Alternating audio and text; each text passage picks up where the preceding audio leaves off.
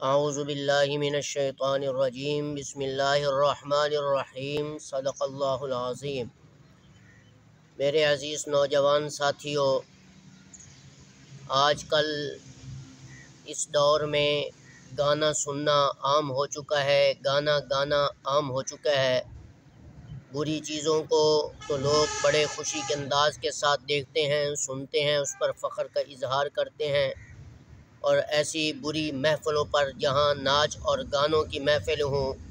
وہاں لاکھوں انسان جمع ہو جاتے ہیں۔ لیکن آئیے میں جناب رسول اللہ صلی اللہ علیہ وسلم کا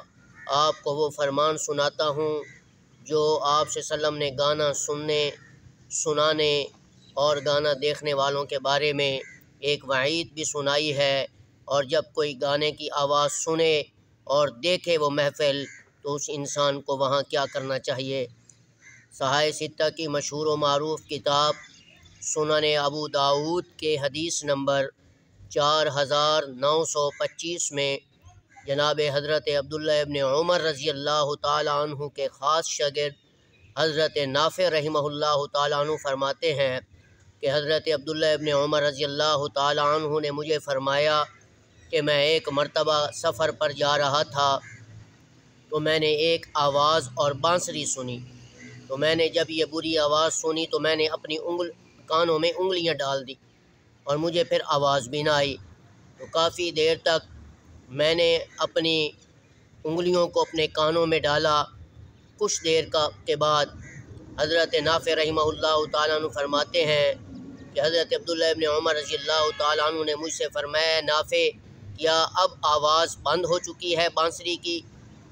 تو حضرت نافع فرماتے ہیں کہ میں نے فرمایا عبداللہ ابن عمر جی ہاں اب آواز نہیں آ رہی، بند ہو چکی ہے۔ تو اس وقت حضرت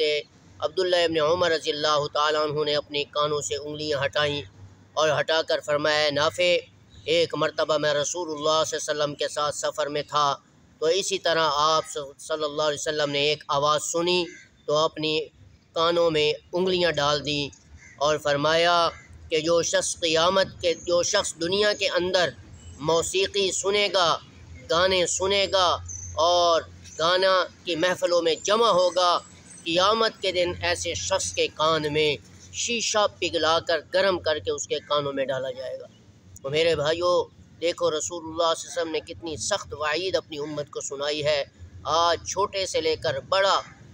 بوڑھے نوجوان سارے ان ناچ گانوں کی محفلوں میں کھڑے ہوتے ہیں اور بڑے خوش ہو رہے ہوتے ہیں، لیکن انہیں بھی یہ پتہ نہیں ہے کہ رسول اللہ صلی اللہ علیہ وسلم نے گانے سننے والوں اور گانا دیکھنے والے اور اس میں کھڑے ہونے والے بری محفلوں میں جو جمع ہوتے ہیں ان کے متعلق کتنی سخت وعید سنائی ہے۔ لہٰذا ہمیں چاہیے کہ نہ گانا سنیں، نہ گانا گائیں، نہ ایسی محفلوں میں جمع ہوں، اور تاکہ قیامت کے دن ہم اللہ کی پکڑ سے بچ جائیں اور جہنم کے دردناک عذاب سے بھی بچ جائیں۔ السلام علیکم ورحمۃ اللہ وبرکاتہ۔